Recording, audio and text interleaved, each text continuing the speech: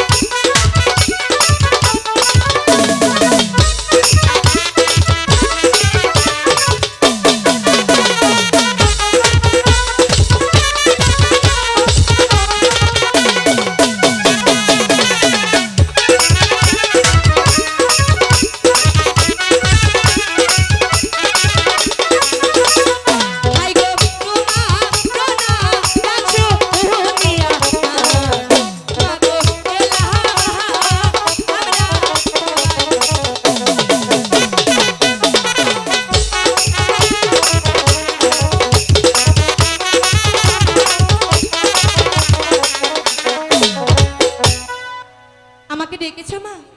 হ্যাঁ মা, কোথায় গিয়েছিলে মা?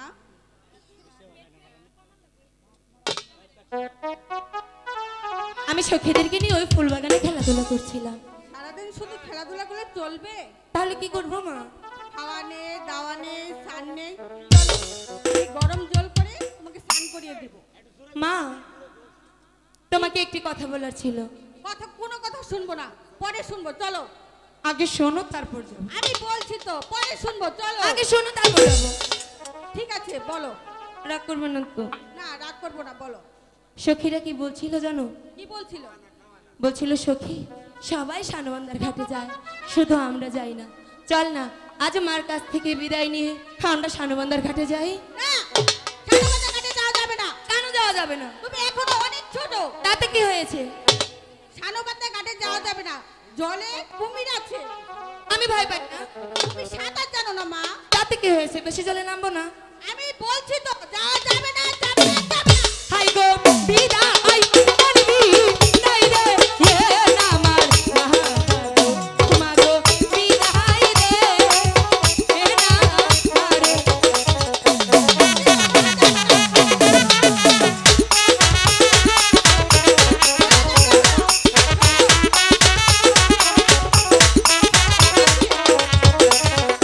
হাই গো হাসি মুখে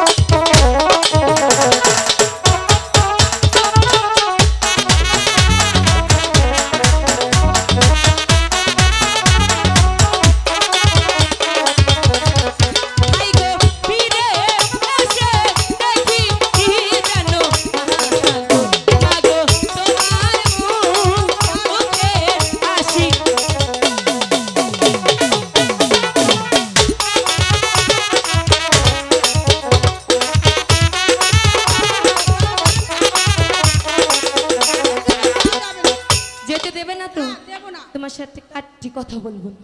শোনো শোনো